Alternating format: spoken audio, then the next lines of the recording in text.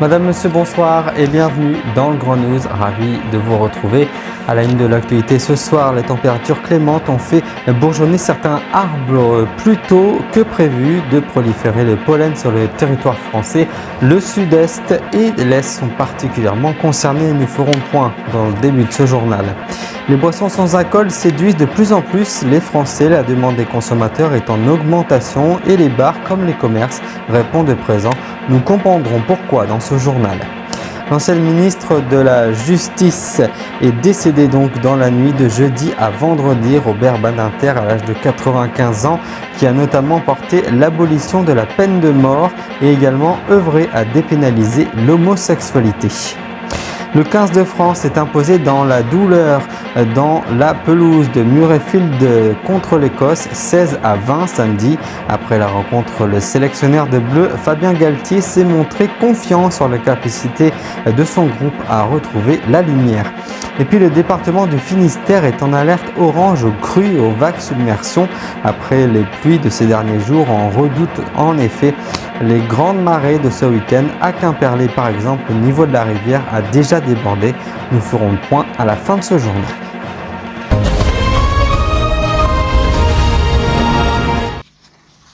Le pollen a donc déjà fait son retour dans certaines régions françaises.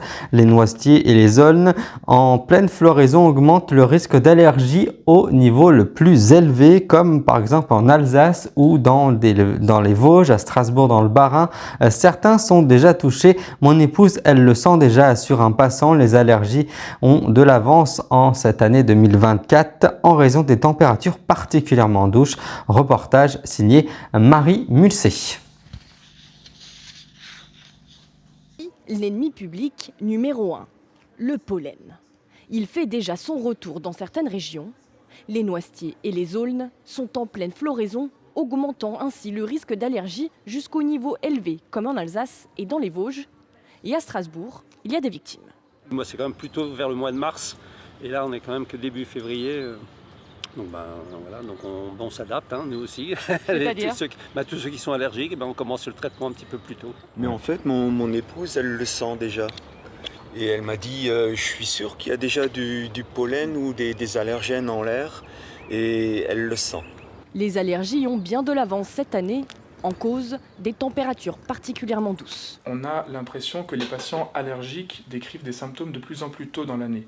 Et certains patients décrivent même des symptômes déjà depuis la fin du mois de décembre. On a tendance à vouloir attribuer ça au fait qu'on passe des hivers actuellement de plus en plus doux, avec un réchauffement des températures qui peut être attribué au réchauffement climatique. Les averses prévues ce week-end devraient offrir un léger répit aux allergiques. Les breuvages sans alcool s'imposent dans les bars et les commerces. Le marché est en pleine ébullition. En France, par exemple, les consommateurs ont augmenté de 25% en 2023. Adrien Delière a fait le choix d'arrêter de boire de l'alcool il y a 2 mois. Il constate les bienfaits sur sa santé. Je me suis rendu compte à quel point ça avait un gros impact sur mon sommeil. Je dormais vraiment mieux et j'étais déjà plus en forme, confie-t-il. Reportage de Nicolas Poitvin. Ils viennent de faire leur apparition et s'imposent déjà dans les bars et les commerces. Les breuvages sans alcool. Bière, vin ou même spiritueux à boire sans modération. Un marché en pleine ébullition. En France, les nouveaux consommateurs de sans-alcool ont augmenté de 25% l'an passé. Ce soir-là, ces 2 amis s'offrent un petit verre. Un cocktail pour décompresser après leur journée de travail. Le principe est relativement simple. Vous avez les mêmes cocktails à droite et à gauche. Vraiment la même expérience gustative, l'aromatique est conservé, le visuel, la texture, mais il n'y a pas d'alcool ici. Pour lui, ce sera une version à base de jus de pomme, beurre noisette et d'un faux whisky, un cocktail haut de gamme à 15 €. Franchement, c'est très bon et c'est assez impressionnant parce que c'est du faux whisky, donc du whisky sans alcool à l'intérieur, et il y a ce côté un peu ambré, presque tourbé du whisky, ce qui est assez étrange. Le jeune homme a fait le choix d'arrêter de boire de l'alcool il y a 2 mois et a constaté les bienfaits sur sa santé. Je me suis rendu compte cette année à quel point ça avait un gros impact sur mon sommeil. Où je dormais vraiment mieux et j'étais beaucoup plus en forme quand j'arrêtais de boire de l'alcool. Des versions sans alcool, ce bar parisien en a fait sa spécialité. On peut même y acheter des bouteilles. Une quarantaine en tout, avec des prix qui s'alignent sur les versions alcoolisées, 20 à 30 € en moyenne.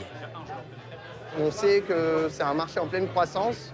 Un cocktail sur 4, un cocktail sur 5 qu'on vend aujourd'hui est sans alcool. Un succès grandissant. En 2022, le marché mondial a dépassé les 10 milliards d'euros. Et le segment le plus dynamique, c'est celui des spiritueux, comme ce rhum presque traditionnel. Il a été désalcoolisé grâce à un procédé de haute pression avant d'arriver ici, dans cette distillerie centenaire. Sans alcool, une partie du goût a disparu. Tout le travail, c'est maintenant de restituer les saveurs. Derrière, on va complexifier l'aromatique avec différentes plantes, épices, écorces, dont du chêne et selon les produits, tout plein d'ingrédients qu'on va ensuite mettre dans l'alambic. Une nouvelle distillation sans une goutte d'alcool. Là, on a quelque chose justement typique, typique boisé, vanillé, caramélisé, typique d'un rhum vieux justement, qu'on va se servir après en dilution classique dans les cocktails. Du gin, du whisky et de l'amaretto subissent ici le même sort et s'exportent partout dans le monde. En un an de production, la jeune entreprise est présente dans plus de 20 pays. Et au pays du vin, un commerce d'un genre nouveau a vu le jour, la cave sans alcool. À Nantes, cette boutique vient d'ouvrir ses portes et attire les curieux. Et parfois libérer des arômes. Vous pensez quoi? Ouais, c'est ça vous plaît? Ouais, c'est très bon. C'est plus fruité, effectivement. Ouais, c'est plus fruité, ça a plus de goût. Je pensais que ça allait être très sucré. C'est pas sucré. Mais même d'apparence, hein. Vous voyez la couleur, c'est assez minéral et ça participe à l'expérience. Dans ces bouteilles, du vin désalcoolisé lui aussi, ou des boissons non fermentées à base de raisin, en tout 40% de ses ventes. On a des producteurs qui se positionnent de plus en plus sur ce marché. Et donc nous, en tant que distributeurs, on met en relation cette offre, cette demande. Et c'est essentiel pour libérer l'accès, pour fluidifier l'accès à ces produits, satisfaire la demande. On a besoin de distributeurs. Chaque année, le marché du sans-alcool connaît une croissance de 10 à 15% en moyenne. Par ses combats de vie et ses idéaux, Robert Badinter, décédé dans la nuit de jeudi à vendredi, a imprégné l'imaginaire français. En octobre 2021, il commémorait auprès du président de la République, Emmanuel Macron, 40 ans de l'abolition de la peine de mort, l'engagement de toute sa vie, avait-il qualifié.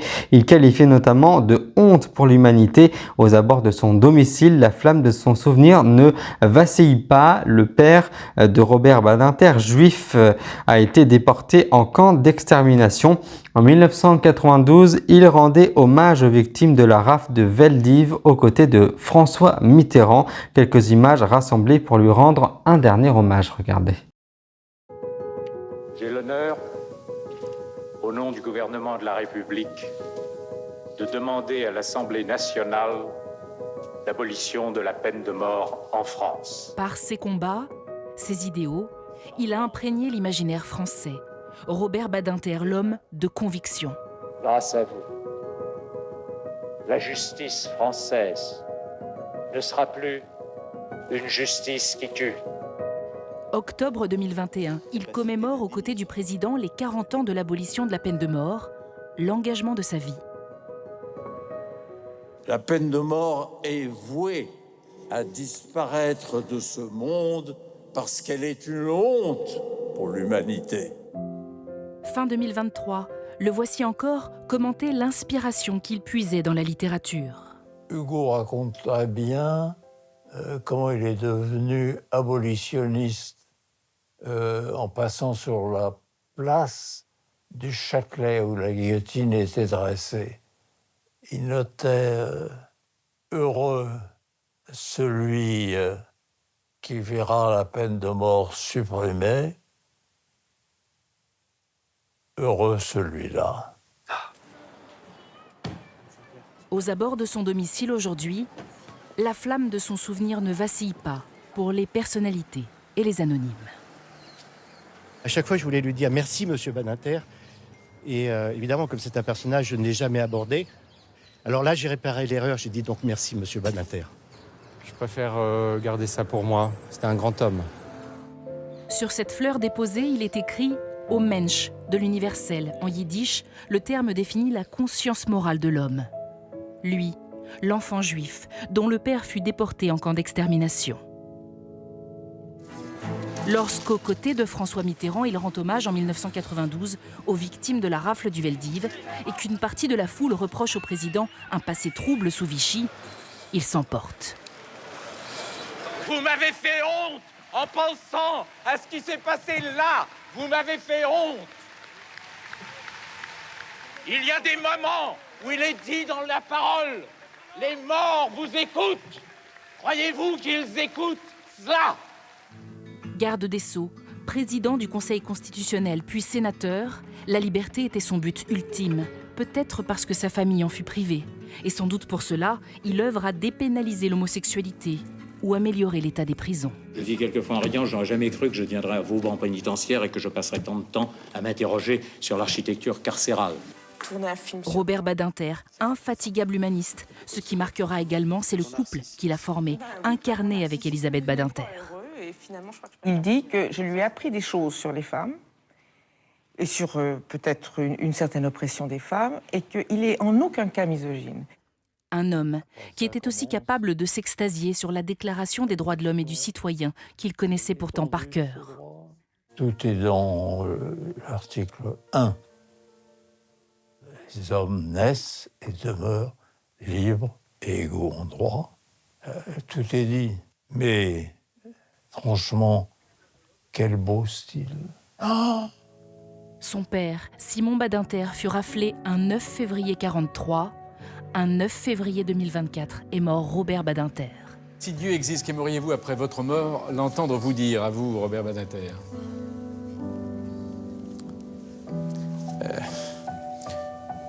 Tu as fait ce que tu as pu. Entre. Le 15 de France revient de très loin, mais est toujours en vie dans une rencontre où les coéquipiers de Grégoire Aldrit ont longtemps couru après le score. Les Bleus se sont finalement imposés 16-20 au finish ce samedi à Murrayfield contre l'Écosse. Un résultat important qui a satisfait le sélectionneur des Bleus, Fabien Galtier. Les images commentées par Clément Gariot.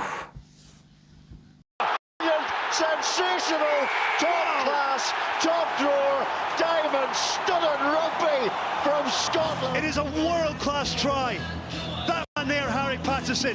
What a moment. Tortueux et difficile. Bon, comment vous avez vécu cette fin de match? Comme la semaine. J'ai beaucoup aimé notre semaine. Notre préparation dans un contexte particulier. Et ce match, il ressemblait en fait à la semaine. Et on savait qu'on allait tomber dans une atmosphère comme ça, un stade de 80 000 personnes, tout acquis à la cause des Écossais. Et il y a quand même beaucoup de supporters français qui sont venus nous encourager. Il y a un scénario difficile comme toujours. Hein. Mais des victoires en Écosse, ça se coche, surtout dans le contexte actuel. Oui, ça se coche et ça peut aussi faire basculer cette équipe de France vers un autre tournoi, on va dire. Oui, mais vous allez voir, on va revenir très fort. Ne vous inquiétez pas pour nous, on va revenir. Le quai est encore trempé ce samedi matin. La Laïta, la rivière qui traverse le Quimperlé dans le Finistère, a débordé cette nuit à 5 h aujourd'hui. Michel était sur le pas de sa porte pour surveiller la crue. 3 heures plus tard, elle est soulagée. Elle annonce « Quand je vois que ça commence à descendre, il n'y a plus rien à avoir peur. » Habitante des quais, elle se dit très tributaire ici des marées et évidemment de pluie, des grandes marées. Moins chanceux, le restaurant voisin a été inondé quant à lui au niveau de ses caves pour la 2e fois en 2 mois. Reportage de Julie Jeune-Maître. La Laïta, rivière qui traverse Quimperlé, a débordé cette nuit. À 5 h, Michel était sur le pas de la porte pour surveiller la crue. Alors l'eau est montée jusque là. Vous voyez, elle n'est pas allée dans le jardin. Elle est montée jusque là. Regardez une marque. 3 heures plus tard, elle est soulagée. Quand je vois qu'elle commence à descendre, il n'y a plus à avoir peur. On est très tributaire ici des marées, évidemment. Et évidemment aussi de la pluie, des grandes marées et des vents. Donc on ne sait jamais à quoi s'attendre. Moins chanceux, le restaurant voisin est inondé au niveau des caves. La 2e fois en 2 mois. Ici, les crues sont fréquentes. Les habitants toujours sur le qui-vive. C'est quand même impressionnant, hein. Ça fait des remous, le niveau on voit par rapport au pont quand même que le niveau est haut. L'eau redescend mais l'accalmie sera de courte durée. Avec un phénomène de grande marée, la Laïta pourrait à nouveau atteindre les quais en fin de journée. Les routes vont être fermées. les agents de voirie resserrent les barrières anti-crues. On a quand même une pression qui est forte avec l'eau, et donc ça nous permet pour la prochaine crue de ce soir d'être sûr qu'on n'aura pas de mauvaises surprises. Le département reste en vigilance orange pour crues, mais aussi pour vagues submersion dès cet après-midi. 99 ce matin, 104 cet après-midi. Prudence donc sur la côte. Des coefficients à 110 sont attendus dimanche et lundi. Y a-t-il eu des dialyses faites au pas de la porte et de façon abusive de l'hôpital privé de Nancy-Lorraine dans la Meurthe-et-Moselle? Il y a 8 mois, 2 lanceuses d'alerte se procurent des dossiers médicaux illégalement. Elles soupçonnent de graves fautes professionnelles dans une salle de la clinique entre 2018 et 2023. Une trentaine de patients auraient donc été dialysés à tort, un traitement lourd, coûteux et invasif. Elles décident alors d'avertir une association de patients Renalo qui porte plainte. Reportage Chloé Blondiot. Dans cette clinique de Nancy, y a-t-il eu des dialyses pratiquées de façon abusive? Il y a 8 mois, 2 lanceuses d'alerte se procurent des dossiers médicaux. Elles soupçonnent de graves fautes professionnelles. Dans cette salle, entre 2018 et 2023, une trentaine de patients auraient été dialysés à tort. Un traitement lourd, coûteux et invasif. Elle décide alors d'avertir une association de patients qui porte plainte.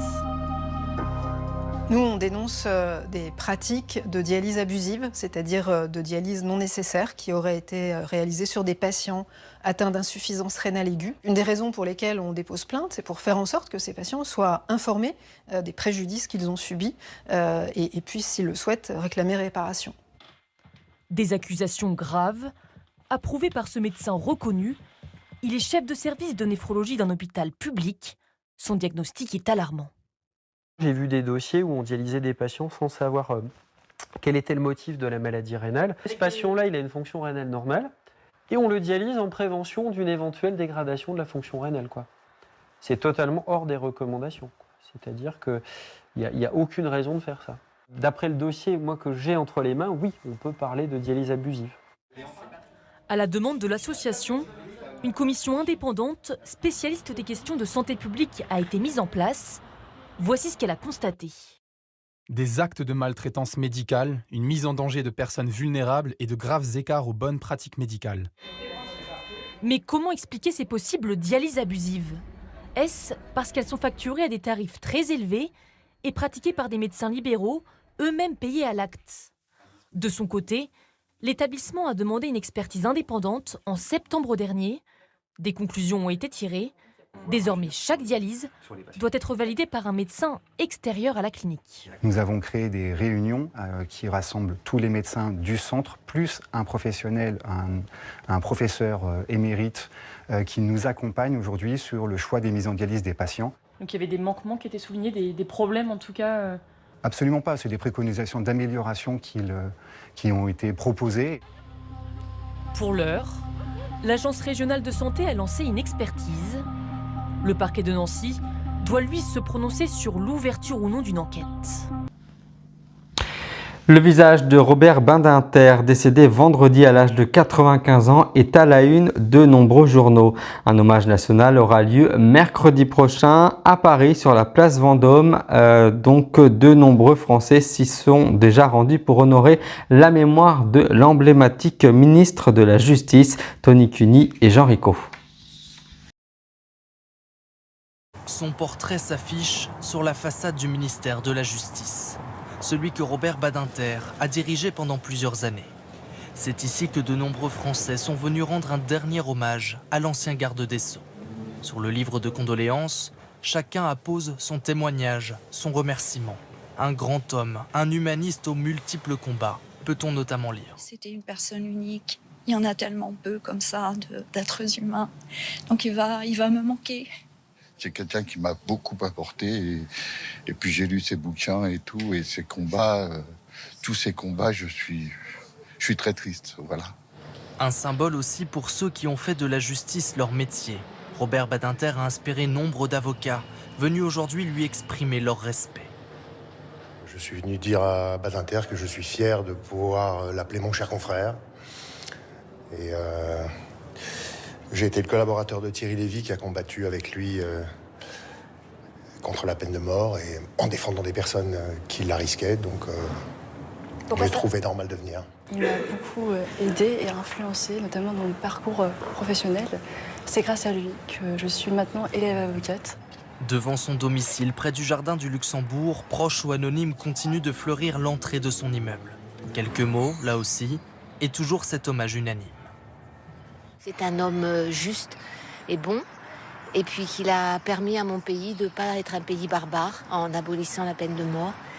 Et puis voilà, et très humblement, je partage ses opinions. C'était un très grand homme qui a marqué à la fois la vie politique de la France et à titre personnel, qui m'a bouleversée dans son combat pour l'abolition. Et ensuite, tout ce qu'il a fait, c'était à la fois un immense avocat, un très grand garde des Sceaux et je pense un homme tout à fait remarquable. Mercredi, un hommage national, place Vendôme, lui sera rendu.